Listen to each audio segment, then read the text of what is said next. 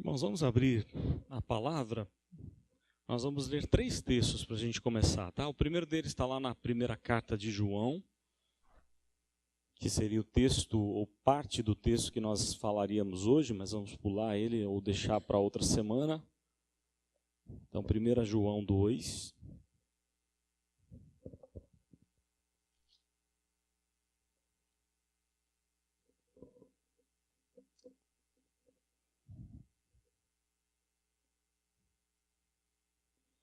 Nós vamos ler os versos 18 e 19.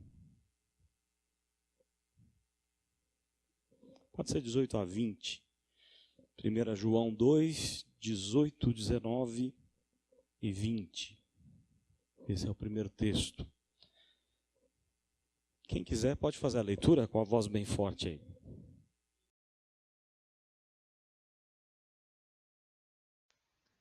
Filhinhos, já é a última hora. E como vistes que vem o anticristo, também agora muitos anticristos têm surgido, pelo que conhecemos que é a última hora. Eles saíram de nosso meio, entretanto não eram dos nossos, porque se tivessem sido dos nossos, teriam permanecido conosco. Todavia, eles se foram para que ficasse manifesto que nenhum deles é dos nossos. E vós possuís unção que vem do Santo, e todos têm de conhecimento.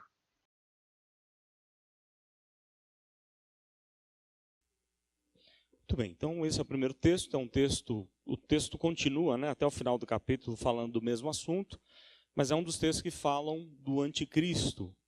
E eu escolhi não expor esse texto hoje, justamente porque há muita confusão com esse tema. É verdade que há várias possibilidades de interpretação, né? E a gente vai expor aqui as interpretações ou as possíveis interpretações desse texto e de alguns outros, tá? Mas eu julgo que é mais fácil a gente ir primeiro para as teorias escatológicas, para depois a gente voltar para cá e estudar aí a doutrina dos últimos tempos. Aí nós vamos para um outro texto de Paulo agora, na segunda carta de Paulo aos Tessalonicenses. Segunda carta de Paulo aos Tessalonicenses.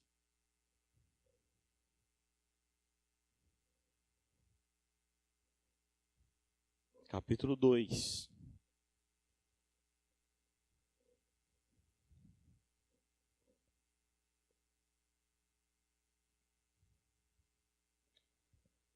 Segunda Tessalonicenses 2. Olha só o que diz lá, desde o primeiro verso.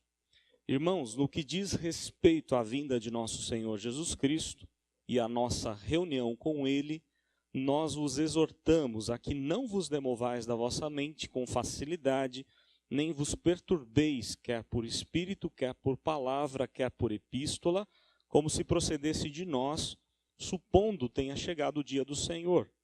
Ninguém de nenhum modo vos engane, porque isso não acontecerá sem que primeiro venha a apostasia e seja revelado o homem da iniquidade, o filho da perdição, o qual se opõe e se levanta contra tudo que se chama Deus ou é objeto de culto, a ponto de assentar-se no santuário de Deus, ostentando-se como se fosse o próprio Deus. Não vos recordais de que ainda convosco eu costumava dizer-vos estas coisas? E agora sabeis o que o detém, para que ele seja revelado somente em ocasião própria.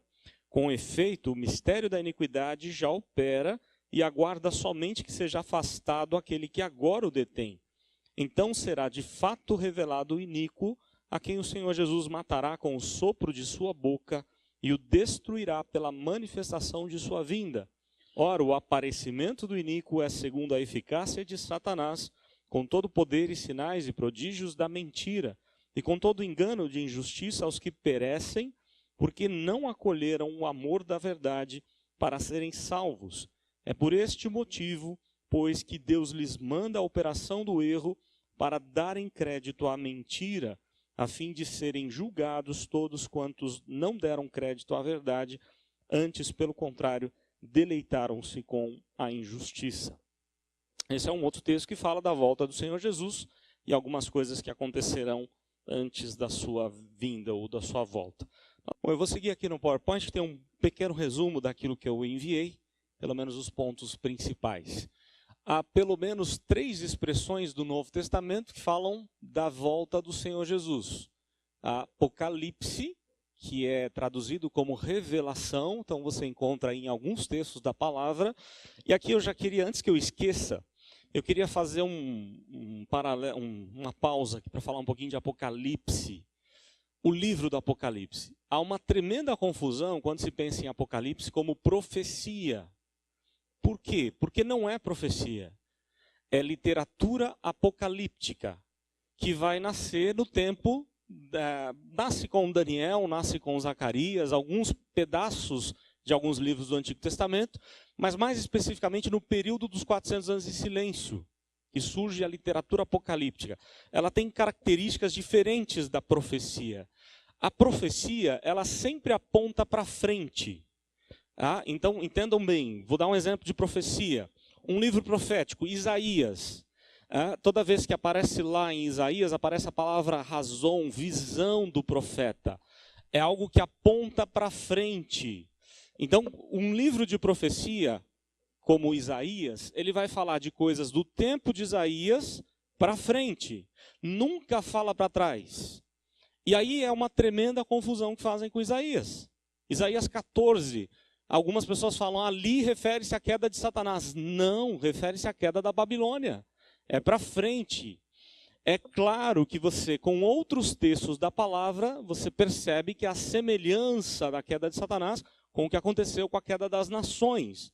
Lá em Ezequiel, a mesma coisa, né? A arrogância de Satanás é a mesma de que estava no coração de Nabucodonosor e assim por diante. Para ser um pouco mais prático, lá no capítulo 7 de Isaías, o rei Acás, ele não acredita em Deus, ele está duvidando de Deus. E aí ele confia na ajuda de outras nações, e o profeta Isaías vai à presença de Acás e diz para ele, vai nascer da virgem um menino como um sinal, né, de que você deveria ter acreditado no Senhor e não confiar no socorro das nações. Esse menino nasceu no tempo de Isaías. Não faz sentido crer que esse menino viria 700 anos depois apenas. É a ideia de que um cumprimento para a época existiu. Talvez o próprio filho de Isaías, segundo os estudiosos, eles acreditam que tenha sido o próprio filho de Isaías que nasceu como um sinal para o rei Acás e que apontava para o Messias que nasceria, o filho que nasceria da virgem. Então vejam só, profecia fala do tempo da escrita, é uma aplicação para a época e para todas as épocas ou para frente, algo que ainda aconteceria. Apocalipse não faz isso. Apocalipse fala de passado, presente e futuro. E aí eu já queria tirar de você talvez uma ilusão, uma lenda que muitos têm na mente. Apocalipse, a maior parte do livro do Apocalipse fala de coisas que já aconteceram, de coisas que já se cumpriram. São citações de histórias da Bíblia. Aliás, há um outro detalhe interessante do livro do Apocalipse. Apocalipse não foi escrito para falar das últimas coisas.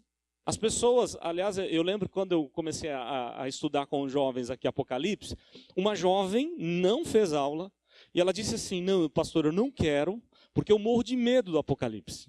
E eu não vou querer ouvir falar das coisas dos últimos tempos. Ela achava que era um negócio assim, de medo. E eu disse para ela, tá bom, você não precisa assistir. Só que a verdadeira mensagem, a grande mensagem do Apocalipse é consolo para a igreja. É mostrar que Cristo continua reinando, que Cristo é o Senhor da igreja. Essa é a revelação de João no Apocalipse. Cristo continua sendo o Senhor. Ele se assenta no trono com o Pai. Ele é o Cordeiro que venceu. E todos com ele vencerão, aqueles que estão nele também vencerão. Essa é a mensagem do Apocalipse. Então fizeram um monte de ideias erradas, porque entende Apocalipse, muita gente entende como algo que ainda vai acontecer. E, na verdade, muita coisa no Apocalipse já aconteceu. Mas literatura apocalíptica é diferente, então, de profecia. Não dá para falar mais, porque a gente não teria tempo para falar um pouco mais sobre isso. Outra palavra do Novo Testamento é manifestação. Tá? Ela aparece, inclusive, aqui no texto que a gente acabou de ler, da segunda carta aos Tessalonicenses. E uma outra parousia, que é presença, né? Aparece em diversos lugares aí do Novo Testamento. São essas as palavras usadas para falar da escatologia. Escatologia, escato é último, tá? Logia, estudo das últimas coisas, dos últimos dias, assim por diante. Aliás, antes que eu esqueça, quando a Bíblia fala dos últimos dias, ela se refere desde a primeira vinda até a volta de Jesus, tá? Isso é últimos dias. Lembra o que está escrito lá em Hebreus? Outrora Deus falou por diversas formas aos pais, não é? Hoje, nos últimos dias ou nos últimos tempos, nos falou pelo Filho. Então, antigamente, falava-se de diversas maneiras. Nos últimos dias, a era do Novo Testamento, a era que nós vivemos, tá? Até a volta do Senhor Jesus. O que tem de prático estudar essa teoria? De repente você vai falar, isso aqui é só discussão. Não, tem muita coisa prática. O desejo da volta de Jesus tem que ser algo que a gente tenha no nosso coração. O suporte ou suportar as aflições, tá? A ideia de vigiar contra as ciladas do inimigo, ser diligente e obediente a Deus e tantas outras coisas importantes aí que a gente tem na palavra do Senhor. E aí eu queria rapidamente passar aqui, porque o foco maior são as teorias escatológicas, tá? Então eu vou passar bem rápido no que nós vamos colocar aqui. Há somente uma volta, não há algumas voltas. Por que eu estou dizendo isso? Porque há uma linha escatológica dizendo que haverá uma volta em secreto. O problema é onde é que está isso na Bíblia, que Jesus volta em secreto para buscar a sua igreja. Existe uma linha que defende assim, Jesus vem em secreto, arrebata a igreja para ficar 7 anos no céu, gozando de festa lá no céu. Mas isso não está na Bíblia. Isso foi inventado por alguns homens, não tem base alguma na Bíblia. Existe uma linha defendendo, aliás, é a linha que muitos evangélicos defendem. E aqui não tem nenhuma base bíblica. Eu me mostro o texto e a gente pode conversar, né? Há somente uma volta, então, né? Assim como veio a primeira vinda, há só a segunda vinda do Senhor Jesus. Ninguém pode apressar ou mudar o dia da sua volta. Ninguém muda os decretos de Deus. É impossível mudar. E aí você vai falar, não, mas Pedro está dizendo lá, apressando o dia do Senhor, né? E está aqui, ó, a palavra usada ali, apressando, na carta de Pedro, ela traz a ideia de ser diligente. Ela aparece também lá no verso 14. Lá na sua Bíblia, você pode conferir, num verso está traduzido como apressar, no outro a ideia de diligência. Então não é que você altera o relógio de Deus, você apressa a volta do Senhor. Mas você faz parte, quando você prega o Evangelho, quando você vive de maneira temente a Deus, que é o assunto de Pedro, né, você faz parte do relógio de Deus para o cumprimento das propostas, aliás, dos decretos de Deus. Então ninguém consegue alterar a volta do Senhor Jesus. Ele não vem mais rápido ou vai demorar mais, dependendo da nossa atitude. Não é isso, não. Né? Há muita confusão aí também. A Bíblia fala sobre coisas que precederão a volta do Senhor Jesus. Não é? A igreja deve buscar o cumprimento dessas coisas, sabendo que isso faz parte do grande dia, o dia do Senhor. E os eventos que precedem, então, a segunda vinda são diversos, né? O chamado dos gentios.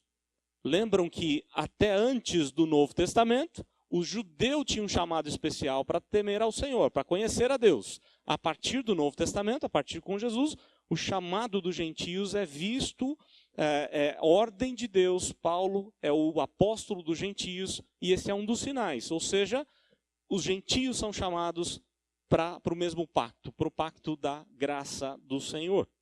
Esse é um dos sinais, ou um dos eventos. Outro evento importante é a conversão de Israel. E aí existe uma linha dizendo, né, a linha pré-milenista, dizendo que todos os judeus serão convertidos. Existe uma outra linha, e que segue interpretando como Paulo escreve aos Gálatas e aos Romanos, de que não é que todos serão convertidos, mas um remanescente fiel dos judeus existiria, permaneceria. E não todos os judeus, não a conversão de todo Israel, mas apenas uma parte de Israel. Aquele texto que Paulo diz, nem todos são filhos de Abraão, são pelo sangue, mas sim pela fé. Não é? Todos são filhos de Abraão pela fé, ou quando se tem fé, filho de Abraão. Outro problema, nós acabamos de ler um texto que fala aí tanto de apostasia quanto de tribulação, não é? que aconteceria uma grande apostasia, apostar-se da fé, não é? Afastamento da fé, quanto uma grande tribulação antes da volta do Senhor Jesus. O anticristo é um dos eventos, os sinais, e aí quais são os sinais? Temos diversos, né? Por exemplo, eu não coloquei aqui, mas quais são os sinais da volta de Jesus? Guerras, rumores de guerras, não é? Coisas que ele fala lá no seu sermão escatológico em Marcos 13, em Mateus 24, eles não são para marcar a vinda do Senhor Jesus. Porque senão seria fácil, né? Aliás, muitos fazem isso. Está acontecendo guerra, está acontecendo uma tragédia natural. Jesus diz que quando isso aconteceria, então ele vai voltar. E as pessoas se enganam tremendamente, porque isso já aconteceu diversas vezes e ele não voltou. Então, os sinais, eles não são para marcar o dia da sua volta, mas para testar. Ele não disse mentira, o que ele disse é verdade. Até os últimos dias findarem, essas coisas vão acontecer. Guerras, rumores de guerras, tragédias naturais e tantas outras coisas, conforme diz lá no sermão escatológico do Senhor Jesus. Tá? Então, os sinais são marcas também, não do tempo, mas da veracidade da sua vinda ou da sua volta. Os propósitos da vinda do Senhor Jesus. Temos aqui, o reino de Deus será plenamente estabelecido, não é? Porque nós vivemos no já e ainda não. O reino de Deus já veio. Aliás, Jesus ensinou a gente a orar assim, não é? Venha o teu reino. Só que veio totalmente? Ainda não. Virá totalmente na sua volta. Quando ele voltar, assim o reino estará totalmente estabelecido. O plano da salvação será consumado, não é? Ele foi conquistado na cruz, ele foi confirmado na ressurreição, mas ele será totalmente consumado na volta do Senhor Jesus, quando os inimigos todos serão destruídos, não é? Então, tem vários textos depois para você ler em casa, né? A ressurreição dos salvos para a vida e dos incrédulos para a morte. Incrédulos também terão a ressurreição do seu corpo. Aliás, essa é uma tremenda confusão, uma outra confusão que fazem, porque dizem assim, nós precisamos falar mais de céu. O problema é que se eu falo muito de céu, eu não estou cumprindo aquilo que a Bíblia me ensina, porque céu é provisório. O estado em que os mortos em Cristo estão ainda é provisório. Eu tenho que falar da volta do Senhor Jesus, quando aí será total. Ou seja, a alegria daqueles que estão lá no céu ainda não é total. Será total quando eles estiverem com seus corpos glorificados, ressurretos. A partir dali, eles terão o gozo eterno e aqueles que são ímpios, a morte eterna com seus corpos também. Deus nunca trata a gente dividido, né? Nós estamos vendo isso em João. O corpo é tão importante do que o espírito. Aliás, o Dr. Eber pai, ele diz assim, quando ele vai em funerais, ele fala assim, a gente tem a tendência de falar que a pessoa não está mais aqui. É claro que está. O corpo dela está aqui, ele diz, né? Num funeral.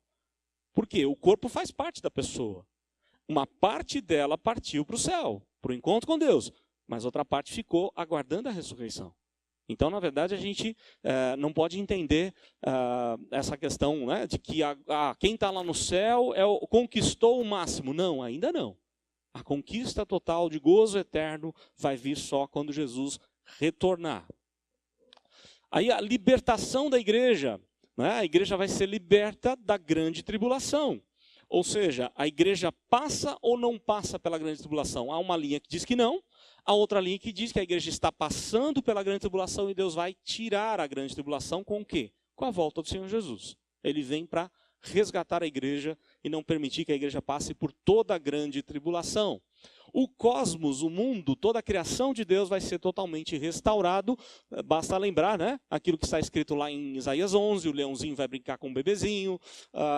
Romanos 8, a natureza geme desesperada pela volta de Jesus. Não é? Há uma maldição sobre a criação. Deus não amaldiçoou nem o homem nem a mulher, mas a criação toda foi amaldiçoada, com exceção do ser humano, por conta do nosso pecado.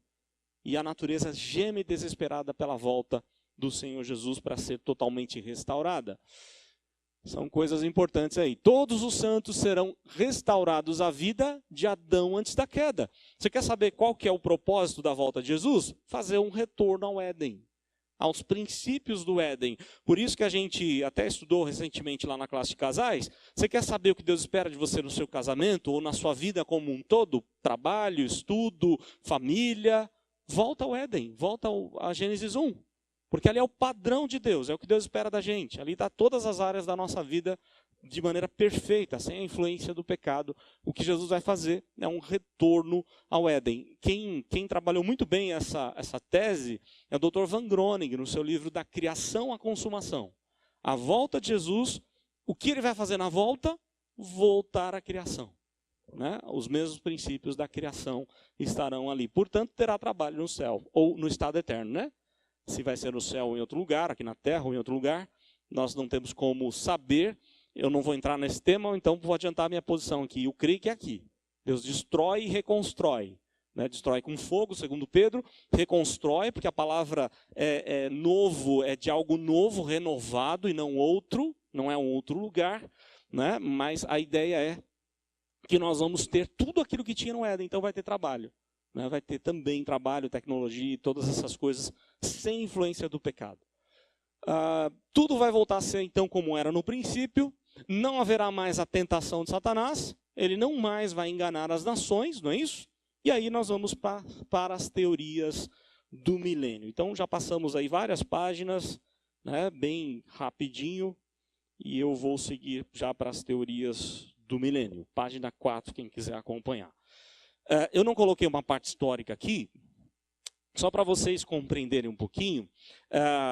Esse é um tema muito polêmico, como nós falamos, são várias as teorias. Dentre essas principais teorias, há outras vertentes. Há pessoas que dizem, eu sou pós-milenista, mas eu creio diferente de um outro pós-milenista.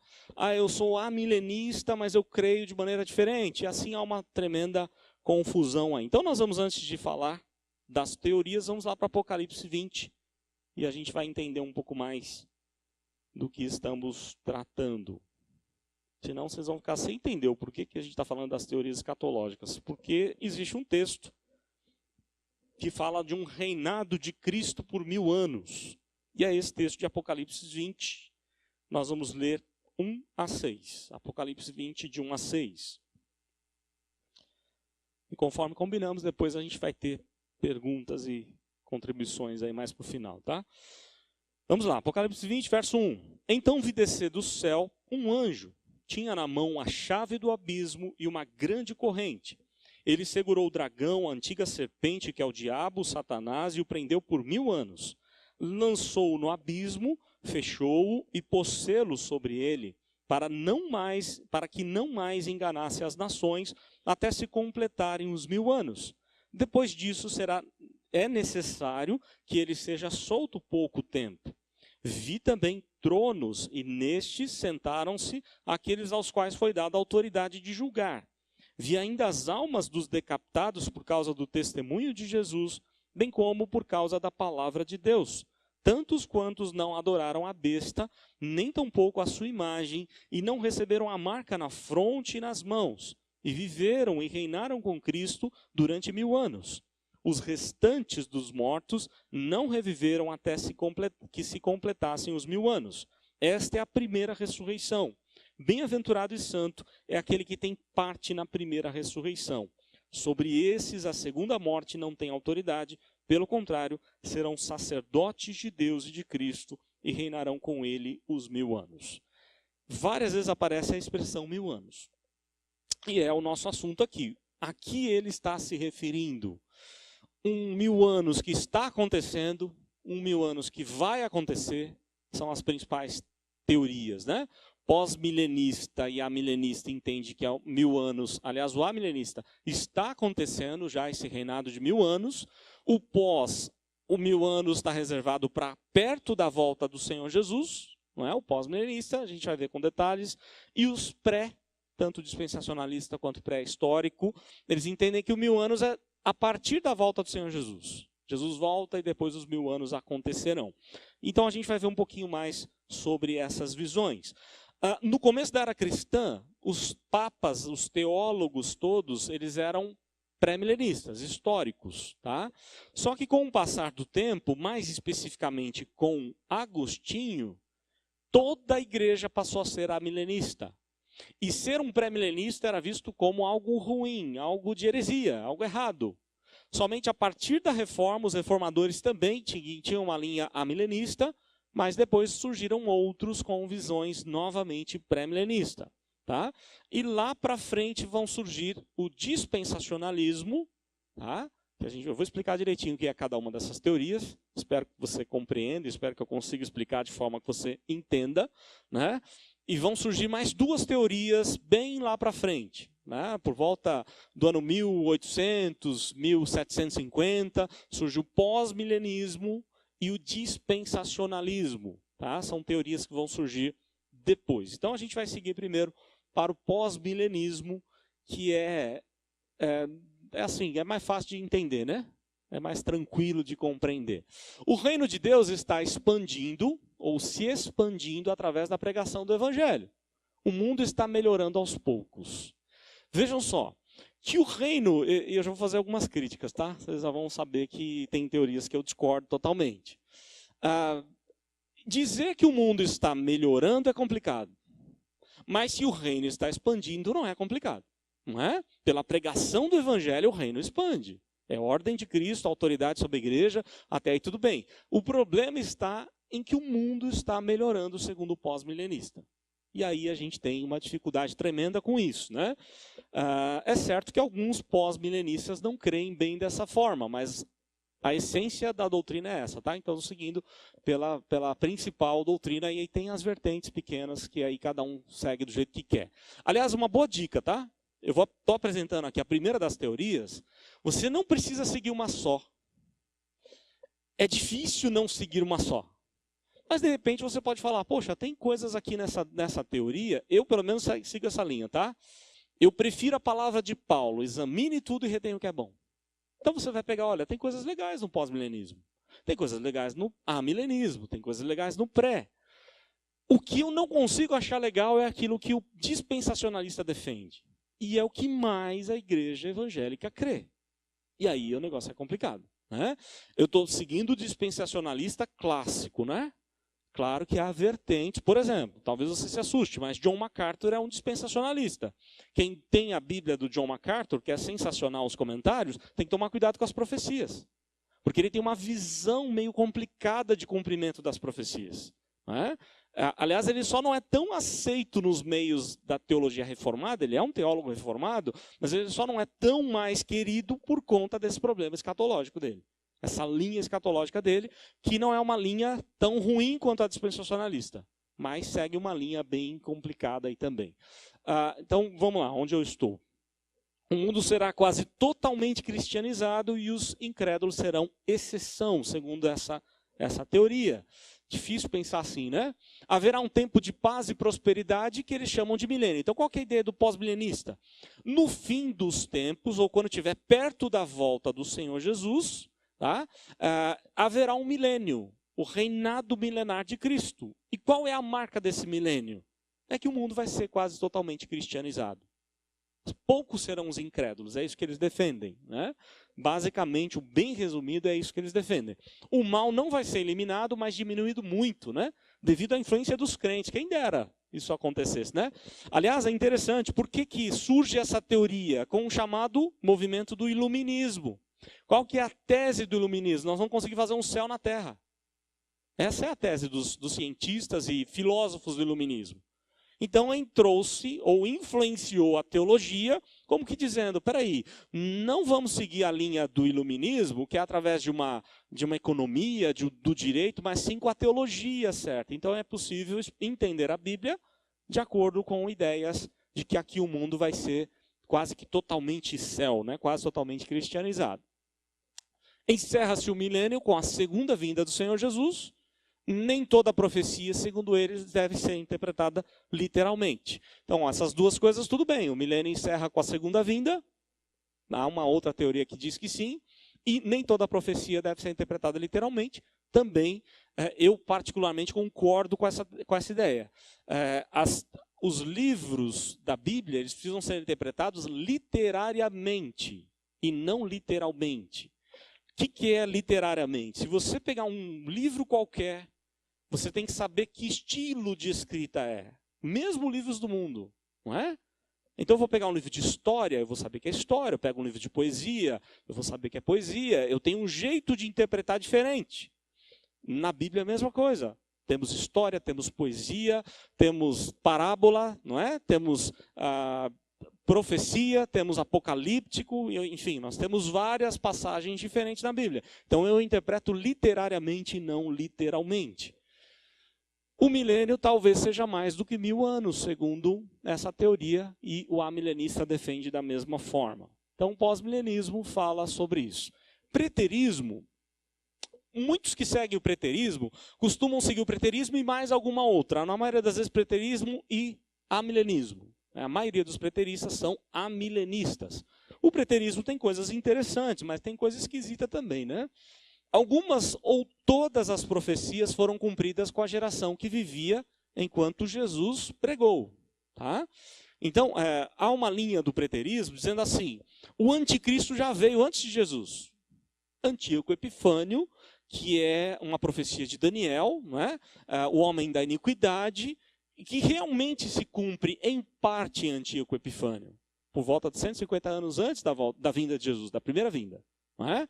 Só que alguns preteristas dizem, ele já veio lá antes de Jesus nascer, não é? Antes de Jesus vir pela primeira vez. Será que é isso mesmo? É meio complicado dizer que tudo já aconteceu, né? A grande tribulação cumpriu-se quando? No ano 70. Quando foi? Destruição de Jerusalém, não é? Os romanos cercam a cidade de Jerusalém e destroem completamente no ano 70 com Tito Vespasiano. Tá? Então eles acreditam que a grande tribulação já passou. Muitos acreditam que já. Daniel 9 fala das 70 semanas de Daniel, famosíssimas 70 semanas, que para eles foi cumprido na destruição de Jerusalém. O dispensacionalista diz que nós ainda não estamos na 70ª semana. Nós passamos por 69 semanas, o dispensacionalista defende, e Deus parou o relógio, porque houve um problema. O judeu não creu, então a igreja entrou como um acidente de percurso. Deus teve que resolver aqui e colocar a igreja por um tempo, provisoriamente. Quando o judeu crer novamente, então o relógio volta a funcionar e entra na 70ª semana. Essa é a visão dispensacionalista, tá? Que eu acabei de falar. O preterismo diz que a 70ª semana foi a destruição também de Jerusalém. Apocalipse, para eles, foi escrito no ano 70 e não em 96, 95, como a maioria dos estudiosos creem. Interpretação literal das profecias. O preterismo parcial.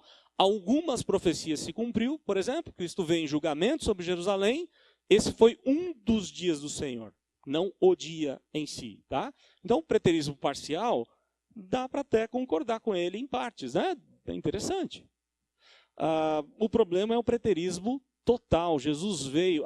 aqui ainda o parcial. Jesus veio em Atos 2, pelo Espírito Santo, né? Ele vem julgar Jerusalém no ano 70 e ele vai retornar futuramente ou corporalmente no futuro. É uma das defesas do preterismo. O preterismo completo ou hiperpreterismo é complicado. Todas as profecias já se cumpriram de forma espiritual. Em outras palavras, Jesus já voltou, ele não vai vir mais não. Ele já veio. É o que eles defendem, né? Jesus já voltou. E aí fica difícil, né? A segunda vinda, a ressurreição, o arrebatamento, o dia do Senhor, já aconteceram tudo aconteceu no ano 70. Então, se você está aguardando a volta de Jesus, ele já veio. Complicado, né? A gente sabe que não é isso que a Bíblia diz. Então, o preterista, o hiperpreterista está completamente fora. Agora a gente vai para uma teoria séria, tá? Que muitos teólogos defendem, que é o pré-milenismo histórico. Bons teólogos defendem o pré-milenismo histórico, tá? Após a segunda vinda, vai acontecer o quê? O reinado de 1000 anos de Cristo sobre a terra. Tá? Então, depois da segunda vinda começa o reinado. O que é esse reinado? Jesus vem e aí ele aprisiona Satanás e vai reinar 1000 anos sobre a terra. É a interpretação que eles fazem de Apocalipse 20. Tá? Jesus volta, porque para eles Apocalipse está em ordem cronológica. Então, a volta do Senhor Jesus, eles não entendem que já foi proclamado em capítulos anteriores do Apocalipse. Eles acham que é só aqui no capítulo 20. Jesus vem, aprisiona Satanás e aí começa o reinado sobre a terra por 1000 anos literais. 1000 anos mesmo, exatamente. Tá? É o pré-milenista histórico que defende assim: os crentes vivos serão arrebatados, os mortos juntamente com os vivos reinarão com Jesus em Jerusalém. Ok? É o que eles defendem. Não necessariamente, aí você tem várias nuances, né? Alguns defendem o templo será reconstruído, outros falam não, o templo não vai ser reconstruído. Mesmo que o templo seja reconstruído segundo essa teoria, e que eu acho que para mim não bate, eu prefiro ficar com as palavras de Jesus, não ficará pedra sobre pedra, ou seja, eu duvido que eles vão reconstruir, na minha opinião. Né? Não concordo com essa ideia de reconstrução do templo. Não é todo pré-milenista histórico que defende a reconstrução do templo, mas mesmo aqueles que defendem não creem na volta do sacrifício. Quem crê na volta do sacrifício é o dispensacionalista. Tá? O histórico não crê na volta do sacrifício. 1000 anos de paz e justiça social. Após esse período haverá consumação. Satanás vai ser solto. Ele prepara um exército para guerrear contra Jesus, contra os santos, né? E aí, destruído todo o exército de Satanás, vai iniciar o estado eterno. Nós temos dificuldade com algumas interpretações desse texto, porque qual que é a ideia? Satanás cerca a cidade de Jerusalém, onde está Jesus reinando junto com os santos, todos glorificados. E aí o amilenista faz algumas perguntas, né? Se Jesus e os santos todos estão ali, eles já estão glorificados, qual o perigo que Satanás oferece a eles? Para que precisa pedir ajuda do céu? Não é? Então tem um monte de perguntas que eles não conseguem responder. Não é? É bem complicado seguir algumas dessas doutrinas ou teorias aí. A interpretação literal das profecias, ou seja, eles interpretam as profecias do Antigo Testamento literalmente, mas fundamentado no Novo Testamento. Tá? Pelo menos é assim, é menos pior, né? É bom até. Porque eles interpretam de acordo com o Novo Testamento. O dispensacionalista não, interpreta o Novo Testamento pelo Antigo, é o contrário. Né? O Antigo serve de base para entender o Novo Testamento, e aí a gente sabe que não, né? Por exemplo, a maior interpretação do Decálogo, dos 10 mandamentos, quem é que deu? Jesus no Sermão do Monte. Se você quer entender o verdadeiro sentido do Decálogo, dos 10 mandamentos, vai lá e ouve o que Jesus pregou no Sermão do Monte. Ali ele está ensinando aquilo que a lei deixou para a gente. A conversão de Israel, segundo eles, os israelitas todos serão convertidos. Há alguns que acham que nem todos, só um remanescente, mas a maioria crê na conversão total de Israel. Aí nós vamos para o dispensacionalista, que é esse da teoria mais aceita. Ele é chamado de pré-milenismo dispensacionalista. Quem aqui já assistiu Deixados para Trás? Levanta a mão. É bem legal o filme, né? É bem legal. Quem lê os livros? Alguém leu os livros do Tim LaHaye? Todos os livros? Todos também, Josué? Rapaz, o povo eu lembro lá no seminário, Tim LaHaye é um psicólogo cristão. E ele tem um outro livro interessante, os 4 temperamentos. E aí ele começa a pegar, né? Pedro era colérico, uma análise, como psicólogo, ele faz uma análise dos apóstolos. E aí ele dá uma análise até interessante. Mas a professora de psicologia, acho que ela ficou ela me deu uma boa nota, até achei interessante, achei que ia tirar a nota baixa. Mas ela me deu uma boa nota, fiquei surpreso, mas acabei com o livro dele. Porque eu falei, olha, ele está forçando demais o texto, não é isso que o texto está dizendo. Né? É até interessante, a gente sabe que Pedro ali é fácil de perceber, né? Pedro é colérico. Mas os outros é meio complicado. Então o Tim LaHaye dá umas viajadas assim, meio complicada mesmo. E é o que ele fez com Deixados para Trás. Haverá um arrebatamento secreto. Eu lembro lá no primeiro filme, eu não li os livros Deixados para Trás, eu assisti os filmes. E no primeiro filme o piloto de avião sumiu. E aí é um problema, o piloto sumiu, como é que vai fazer? Né? Eu lembro que o pastor auxiliar ficou, o pastor titular foi, né? Partiu. E aí você fala, o pastor Evandro está preocupado aqui. E aí a gente percebe que, eu lembro do meu professor, do reverendo Hermes, que dizia assim, quando você vê um adesivo, né, dizendo, em caso de arrebatamento, esse veículo ficará desgovernado, ele falava para a gente, desgovernado está o motorista. Você não está entendendo o que a Bíblia está dizendo. Nós compreendemos que haverá o arrebatamento na volta de Jesus. A igreja sobe para se encontrar com Jesus. Não que haverá um arrebatamento para 7 anos de festa no céu, como os dispensacionalistas creem, né? E que é muito difícil porque não tem base bíblica mesmo. Quem tornou essa teoria conhecidíssima foi Scofield, a Bíblia de Scofield, comentada por Scofield. O problema é que nem teologia ele fez. E comentou uma Bíblia.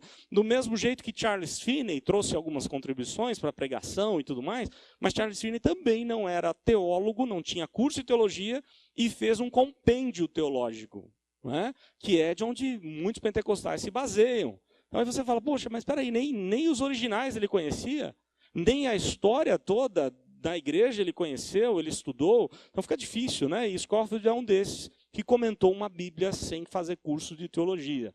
E aí fica complicado de crer nas teorias dele. A igreja vai ser arrebatada antes da tribulação. O dispensacionalista não crê que a igreja passará pela grande tribulação. Ele diz, não, Deus não faria isso com a igreja. A igreja não passa de forma alguma pela grande tribulação. Então ela é arrebatada antes. O Espírito não vai mais estar na terra nesse período. Porque se os crentes sobem, o Espírito sobe com eles para a festa de Jesus, as bodas do Cordeiro no céu. Pergunto. Se o Espírito sobe, quem é que converte o judeu? Que para eles esses 7 anos, é conversão, principalmente do judeu. Outros serão convertidos também. Mas uma pergunta é, quem é que converte a gente? É o Espírito Santo que regenera. E se ele não estar aqui, ninguém pode ser convertido. Senão a salvação se torna pelas obras e não pela ação de Deus. Não é o monergismo, é o sinergismo, é o homem agindo, e aí fica um negócio complicado. Ou é o monergismo da parte do homem, né? E não da parte de Deus, é um negócio bem esquisito. Não tem base.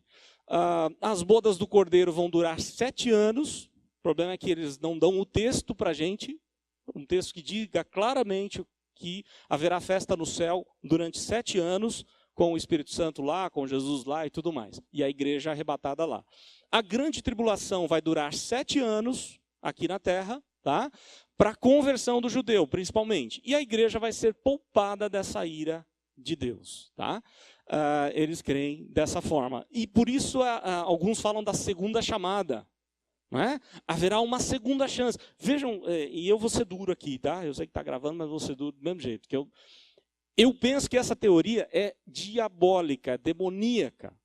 Porque o que ela diz em outras palavras? Quando você começar a ver pessoas sumindo e foram arrebatadas, aí sim você se firma com Deus. Aí sim você se preocupa com a sua vida espiritual. Até lá você pode viver relaxadamente, pode fazer o que você quiser da sua vida. Quando começar a sumir gente, aí você se preocupa. Né? Haverá uma segunda chance? É isso que a Bíblia diz? Não, a Bíblia diz que não. Jesus vem como um ladrão, ele não avisa e quando ele vem, não tem mais jeito. Ainda é o dia aceitável, quando ele voltar não é mais. Não é isso que a Bíblia diz? Em vários textos ela fala sobre isso. Então, o dispensacionalista diz que haverá mais uma chance ainda antes da volta de Jesus. Jesus vai voltar em secreto, de novo. Qual é o texto que diz isso? A volta do Senhor Jesus, segundo a Bíblia, vai ser na nuvem, com anjos tocando trombeta, vai ser um estrondo maravilhoso, segundo a Bíblia. Mas eles defendem que vai ser em secreto, ninguém vai ver. Ele vem em silêncio. Ninguém vai ver para arrebatar a sua igreja. Fica difícil, né? Sem base bíblica. Não tem texto que defenda isso. A Nova Jerusalém de Apocalipse 21, 22 é a cidade de Jerusalém. O pré-milenista histórico não crê assim, tá? Ele crê, segundo a cronologia do Apocalipse, o histórico, depois dos 1000 anos acontece a Nova Jerusalém. Os céus, novo céu, nova terra. O dispensacionalista diz que não, que é o reinado de Cristo lá durante os 1000 anos. Tá? Vamos lá. No arrebatamento, um remanescente judeu vai ocupar o lugar da igreja como instrumento de Deus na terra para a conversão de muitos. Porque na cabeça do dispensacionalista, igreja não é povo de Deus, igreja é apenas um acidente. Lembra das semanas lá de Daniel? Deus teve que corrigir a rota, o judeu não aceitou. E aí entrou a igreja como quebra-galho, até que o judeu se converta. O judeu reassumiu o trono, aliás, o trono não, o comando, né, de ser povo de Deus novamente. A igreja deixa, né, só aqueles que já subiram que são importantes, já estão glorificados com Cristo lá no céu, né, vão descer depois para o reinado milenário e tudo mais, mas eles defendem assim, bem de uma forma bastante estranha. O judeu ocupa o lugar da igreja como instrumento de Deus na terra. Isso também o pré-milenista, o histórico, não crê assim, tá? Eles creem que igreja e Israel é igual, é o mesmo povo. Deus não tem dois povos, Deus não tem duas esposas, que a referência é essa na Bíblia. O povo de Deus é noiva de Cristo. Então Deus não tem duas esposas, Jesus não tem duas noivas. Né? Esse é um problema de interpretação dispensacionalista aí. A igreja vai passar 7 anos com Jesus nos céus para as bodas e para o julgamento dos santos. A segunda vinda é dividida em 2 partes, uma secreta, outra visível, né? Ou seja, Jesus depois dos 7 anos vem visivelmente, e após isso ele retorna em glória, acompanhado da igreja, percorre agora todo o caminho, não apenas metade é no arrebatamento secreto, né? Agora ele percorre todo o caminho, destrói os seus inimigos, se estabelece no trono em Jerusalém e inicia o reino milenar. Tá? 1000 anos Jesus vai reinar com a igreja e com os judeus já, né, reinando todos juntos. Essa é a teoria, então, dispensacionalista. E aí nós chegamos no amilenismo, que é a teoria hoje mais aceita pelos teólogos reformados. Os teólogos reformados se dividem entre pré-milenista histórico, pré-milenista histórico, amilenista e alguns deles pós-milenista. Tá? O preterista é misturado, é preterista com amilenista, então eu vou deixar aqui para lá o preterista. Mas a maioria dos teólogos são amilenistas, tá? Até porque Agostinho tornou-se um grande amilenista, ele não era antes, mas ele teve algumas influências, ele tornou-se amilenista, e a partir Agostinho é considerado, sem dúvida, o maior de todos os teólogos, e a igreja foi muito influenciada, os reformadores se basearam. O próprio Calvino, a predestinação, que falam tanto de Calvino, ele se baseia em Agostinho, né? Como ele interpretou os escritos de Paulo e tudo mais. Então, a maioria é milenista, depois nós temos o histórico e alguns poucos pós-milenistas. Nenhum milênio. Será que é isso? Amilenismo significa isso, há nenhum milênio. Mas não é isso que crê o amilenista, né? Acredita-se num milênio que vai acontecer entre a primeira vinda de Jesus e a segunda. Aliás, vai acontecer não, já está acontecendo. O milênio está se realizando, Jesus já está reinando nos céus. A ideia é essa. Jesus reina, ele assume o trono e todo poder e autoridade foi lhe dada no céu e na terra, e textos assim, né? Apocalipse 4, ele pega o livro, abre os selos, se assenta no trono com o Pai. Tá? Então é a ideia de que Jesus está reinando já, está acontecendo o reino milenar. Outra característica do amilenista, nem toda profecia deve ser interpretada literalmente. Ele concorda, então, com o pré-milenista histórico, né? O Novo Testamento interpreta o Antigo. Só que o pré-milenista histórico, ele é muito mais literal. O amilenista, ele não é tão literal assim.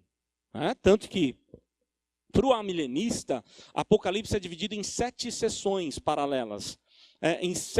Você divide o livro em 7 partes com o mesmo assunto, que vai tratar da mesma história até a volta de Jesus. Termina a primeira sessão falando da volta de Jesus, a segunda sessão a volta de Jesus, a terceira a volta de Jesus, até a última sessão. Então, para o amilenista, Apocalipse é dividido dessa forma. Nós temos aí William Hendricks como um dos maiores defensores dessa teoria, mais conhecido do nosso tempo. Então, nem toda profecia ela é interpretada literalmente, o Novo Testamento interpreta o Antigo. O milênio não são 1000 anos literais, porque Pedro diz, né? Para Deus um dia pode ser como 1000 anos como um dia. Então, não são literais, eles creem no milênio que está se realizando. Tá? O poder de Satanás está restringido, e daí a ideia da prisão de Satanás. Satanás está parcialmente preso, não é que ele não está agindo. João Calvino, se eu não me engano, usava essa expressão, ele mesmo. Satanás está na coleira de Deus. Vocês lembram que saiu um tempo atrás? Hoje eu nunca mais vi. Mas teve um período que você tinha aquela coleira que você ia dando corda pro bichinho, né? E o bichinho, na hora que você queria, você travava ou puxava de volta, né? O cachorrinho, o gato, alguma coisa assim. Até para criança saiu. Não é? Eu lembro quando a Samara nasceu, eu quase comprei, porque eu não aguentava correr atrás dela no shopping. Né? Era difícil demais. Mas a ideia é que Satanás está numa coleira, ele tem um espaço que Deus permite ele agir, mas ele está nas mãos de Deus. Ele não pode fazer além do que Deus permite. Deus aprisionou o Satanás quando, na vinda de Jesus, na primeira vinda de Jesus, ele foi aprisionado, segundo o amilenista. A visão amilenista pega textos como, por exemplo, aquele texto de Jesus mandando os apóstolos pregar de 2 em 2, né, e ele vê Satanás caindo do céu. Na tentação, Jesus aprisiona Satanás. Tem vários textos do Novo Testamento que são defendidos pelos amilenistas sobre a prisão de Satanás. Se eu não coloquei na apostila aqui, depois eu posso passar para vocês. Eu não lembro se eu coloquei. O reinado de Cristo é nos céus com os que morrem em Cristo. Porque o texto de Apocalipse 20 está falando das almas dos decapitados. Não está falando, né, de outros, senão daqueles que morreram por conta da perseguição, que estão lá no céu e tudo mais. Tá? Então é isso que defende o amilenista. A segunda vinda é um único evento, não há duas voltas de Jesus, uma em secreto e tal. Né? Após haverá o juízo final, que é sem dúvida o momento mais esperado da igreja. Há um desenvolvimento paralelo, enquanto isso, entre bem e mal. Não é? Não haverá um momento de paz mundial, como defende o pós-milenista. Após a segunda vinda, não pode haver nenhuma batalha contra crentes. Eles já estão glorificados, né? Os corpos deles já estão glorificados, tem até o corpo já ressurreto, não faz sentido algum eles serem atacados. Apocalipse 20, então, Jesus e os santos não precisam de salvação. O texto refere-se ao fim do milênio, a saber, a segunda vinda do Senhor Jesus, segundo a interpretação do amilenista. O verso 9 diz assim, né, do capítulo 20. Marcharam então pela superfície da terra e sitiaram o acampamento dos santos, a cidade querida, desceu, porém, fogo do céu e os consumiu. A ideia amilenista é isso aqui é juízo final. Isso aqui, né, não é que Jesus estava aqui reinando 1000 anos, nada disso, né? Não tem isso não. Como diz aí o pré-milenista. O evangelho pode ser pregado e aceito, pois Satanás está relativamente preso. As portas do inferno não prevalecem contra a igreja. Ide por todo mundo e pregar o evangelho. Né? A ideia de que a igreja tem autoridade para pregar ao gentio. Até então o gentio está cego, está amarrado por Satanás. Não consegue ver. Não consegue entender a verdade. Então, o amilenista entende que agora, com o evangelho, é possível avançar, né, na pregação do evangelho e tudo mais. Mateus 12, 29, Apocalipse 22, Satanás está amarrado. Aí um texto para a gente ler, Mateus 12, 29, quem puder ler, por favor. Eu vou ler o verso 2 aqui de Apocalipse, alguém lê aí Mateus 12, 29. Ele segurou, né, falando de Jesus, ó, verso 1 e 2. Então vi descer do céu um anjo, tinha na mão a chave do abismo e uma grande corrente. Ele segurou o dragão, a antiga serpente, que é o diabo, Satanás, e o prendeu por 1000 anos. Tá? Então, um anjo aqui enviado da parte de Deus, ele prende Satanás. O que diz aí Mateus 12, 29? Quem achou, por favor?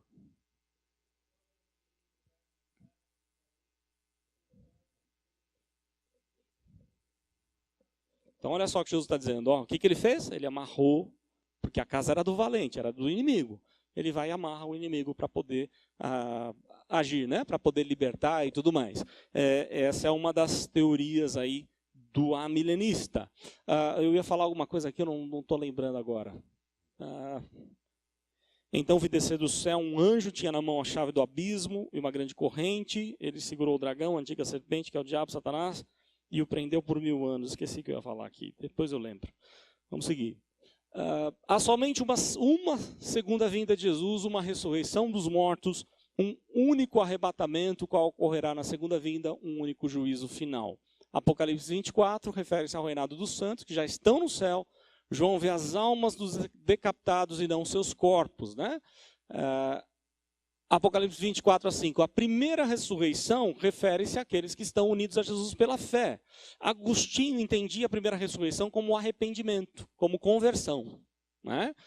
Quando você se arrepende e se converte a Jesus, você tem a primeira ressurreição. Tá? Nem todo amilenista pensa dessa forma, mas a primeira ressurreição é aqueles que estão unidos a Jesus pela fé, os que já morreram em Cristo e estão reinando com eles. Alguns amilenistas entendem que são aqueles que morreram e já estão com Cristo no céu, principalmente os decapitados, os perseguidos. Eles passaram pela primeira ressurreição, é o que defendem alguns amilenistas. Como será possível que santos glorificados tenham comunhão com incrédulos no período de 1000 anos? Pensem bem, se a teoria pré-milenista estiver certa, como é que você convive com glorificados e incrédulos no mesmo ambiente. Fica um negócio meio estranho, né? Meio difícil de entender. Então, o amilenista não concorda com a visão pré-milenista. Se Cristo vem reinar em glória, como será possível que após 1000 anos cresça a rebeldia contra ele? Parece que ele não cumpriu toda a sua missão. Faltou alguma coisa, né? Cristo vai retornar, haverá uma só ressurreição de crentes, descrentes, o juízo final acontecerá, o novo céu e a nova terra serão estabelecidos, então entraremos imediatamente para o estado eterno sem qualquer milênio futuro. E o sinal da tribulação não é restrito ao tempo do fim. Aqui é interessante falar. A grande tribulação sempre aconteceu. E ela é símbolo do que vai acontecer no juízo final. Ela é apenas um pedacinho do que vai acontecer no juízo final. É essa a ideia do amilenista. Assim como o anticristo sempre esteve com o povo de Deus em todo o tempo. O anticristo é aquele que se coloca ou no lugar de Cristo ou contra Cristo. João diz, há muitos anticristos entre nós. O espírito do anticristo está agindo. Paulo diz que haverá um último anticristo.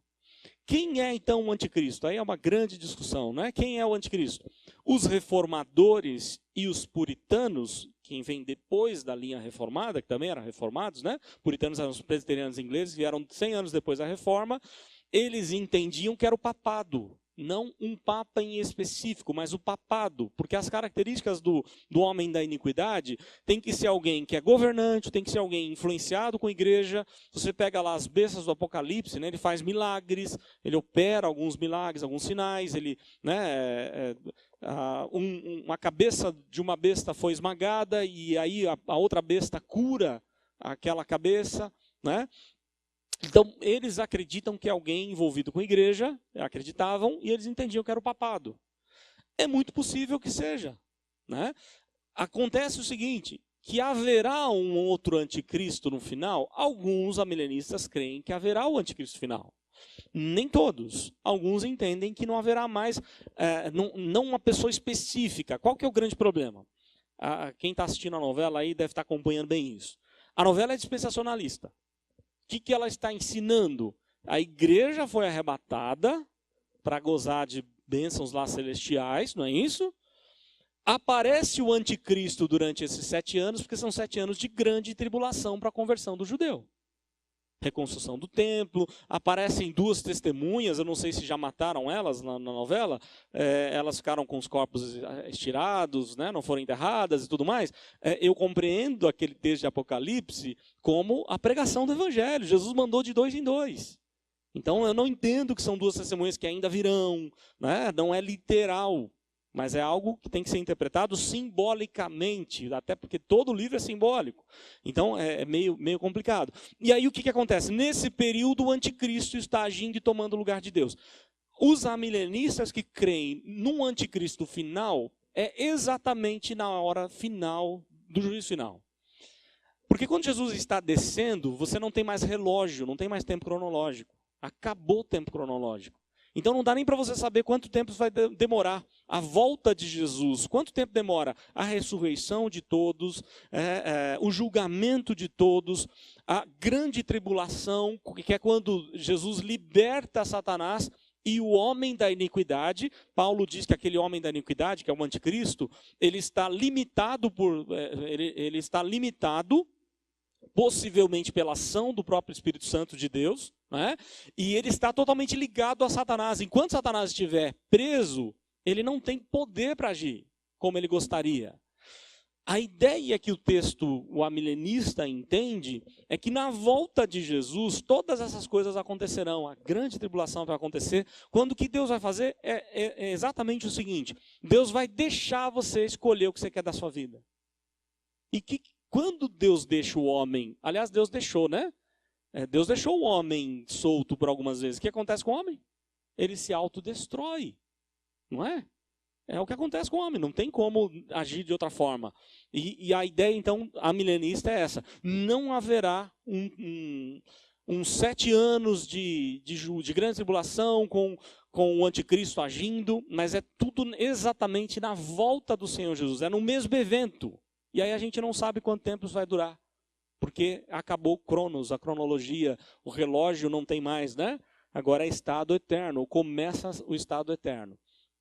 O anticristo, assim como os outros sinais dos tempos, está presente ao longo da história da igreja. Nós podemos até dizer que cada época providenciará sua própria forma particular do anticristo. Quer ver um detalhe? Um dos anticristos, ou uma das bestas, a filosofia, a pedagogia, né? A política, a corrupção na política. Aliás, você pode entender que essa apostasia que Paulo está dizendo sempre aconteceu, inclusive no nosso tempo. Nunca ouvimos tanto falar sobre corrupção do que o nosso tempo. Isso é uma apostasia dos valores de Deus. Não é? Então, há sinais de que o anticristo sempre agiu, sempre vai agir. Já nosso tempo já estourou. Aqui já é outro assunto. Muito bem, então é isso. Nós vamos passar então para perguntas, respostas. Eu ia falar alguma coisa a mais que eu coloquei aqui, eu acabei esquecendo. Deixa eu só ver se tem alguma coisa mais relevante para falar. Eu creio que tem aqui só de algumas teorias, bem rapidinho, tá? O pré-milenista histórico, ele defende, ele não interpreta as profecias, então, literalmente, mas de acordo com o Novo Testamento, já falei. Ele não diferencia Israel de igreja, o histórico, tá? É o mesmo povo. Ele defende a futura conversão dos judeus, mas não a volta do templo com seus sacrifícios. Alguns defendem a volta do templo, a maioria não, tá? Mas mesmo aquele que defende a volta do templo entende que os sacrifícios não podem voltar. Senão você joga fora Hebreus, né? E outros livros da Bíblia, do Novo Testamento. Então não dá para agir dessa forma. O dispensacionalista, esse é complicado, né? Vou deixar até para lá. Sacrifício para eles volta como um sacrifício memorial, não é o sacrifício eficaz, porque só o eficaz foi de Jesus. Então, para o dispensacionalista haverá novamente sacrifício, mas memorial e não aquele que Jesus fez lá na cruz. E o amilenista, Apocalipse dividido em 7 sessões, isso eu falei, escatologia inaugurada, eu acho que só. Tá, não precisamos falar mais nada não, já falei demais. Ok, então nós vamos parar por aqui e vamos passar para perguntas e respostas e contribuições. Fiquem à vontade aí para falar. Quem quiser perguntar, porque eu sei que é um assunto polêmico demais e talvez alguns tenham muitas perguntas. O que eu souber, eu posso tentar responder. Querem perguntar qual é a minha linha teológica, escatológica? Eu entendo que o amilenismo é mais bíblico, é mais pé no chão, biblicamente falando, mas ele não explica tudo. Esse é um problema, né? Então, se fosse falar assim, eu prefiro o amilenismo, mas eu não consigo fechar o assunto, né? Aliás, eu ouvi uma vez o Nicodemos falar justamente isso, que o pessoal vai chegar no céu brigando, tá vendo? Olha, é isso mesmo que eu defendia, e outro também vai falar a mesma coisa. É um negócio assim tão tolo. Aliás, quando eu fui dar o estudo de Apocalipse aqui na igreja, a maioria dos jovens queria que entrasse na primeira aula, essa aula aqui. E eu falei, não, você vai ser lá no final, não está no capítulo 20? Final do livro. Passamos 1 ano e meio ou 2, se eu não me engano, estudando Apocalipse. Chegou no final, a gente estudou as teorias escatológicas. Por quê? Porque é tão incerta as teorias, não dá para você falar, não, essa é a correta. Aquela não é, né? Eu entendo que a dispensacionalista é muito complicado. É claro, tem dispensacionalista, como MacArthur, por exemplo, que ele não segue essas loucuras do dispensacionalista clássico, né? Mas mesmo assim, as interpretações que ele faz é bem difícil. Eu tenho lá a Bíblia de estudo dele, eu não concordo com as profecias, o jeito que ele interpreta é bem complicado. Aliás, eu já passo para vocês falarem que eu falei demais. Mas cuidado com Bíblia anotada, tá? Ela é muito legal. Nós temos a principal Bíblia anotada, que é adotada pela nossa igreja, a Bíblia de Genebra. Ela é a mais segura, mas até ela pode ter erros. Aliás, não só pode, como tem. Por exemplo, não sei se vocês corrigiram, mas a primeira versão da Bíblia de Genebra disse que Elias subiu numa carruagem de fogo. É isso que o texto está dizendo? Não. O texto diz que a carruagem separou Elias de Eliseu e que ele subiu num redemoinho. Mas o cara que comentou a Bíblia de Genebra, um dos teólogos, colocou, Elias subiu numa carruagem de fogo. Não é isso que o texto está dizendo. Pode ser que ele tenha subido numa carruagem de fogo, mas o texto não diz isso, diz que ele subiu num redemoinho. Então cuidado com Bíblia anotada. Você vai ter Bíblias muito boas, como a do MacArthur, a própria Bíblia de Genebra, a Bíblia Russell Shedd, a Bíblia luterana, que é muito legal para pegar os pais da igreja, a visão dos pais da igreja, a visão de Lutero, né? É bem interessante nas interpretações. Mas o que está anotado é palavra de homens, não é palavra de Deus. E aí é o perigo, né? Porque aí o crente às vezes briga com o pastor. Não, na minha Bíblia está aqui, a minha Bíblia de Genebra está dizendo isso. Só que teólogo, aliás, eu também sou teólogo, eu posso discordar dos teólogos, né? Teólogo é teólogo. Assim, você como crente, você pode discordar de um teólogo, não é? Você pode discordar de muita coisa que eu falei aqui, inclusive, até porque são coisas que a gente não tem nem como saber o que é mais certo, o que é menos certo. Então eu prefiro o amilenismo. Eu entendo que o pré-milenista histórico tem muita coisa interessante. Eu entendo que algumas profecias são destinadas mesmo para Israel, né? Mas nem todas. Há muita, ou a maioria são profecias voltadas para o povo de Deus, igreja de Israel. Tá? Mas algumas eu entendo que são para o povo de Israel. Então, tem coisas boas no pré-milenista histórico. O dispensacionalista eu acho difícil, o pós-milenista também tem coisas legais, mas esse negócio do mundo todo ser cristianizado é bem difícil, né?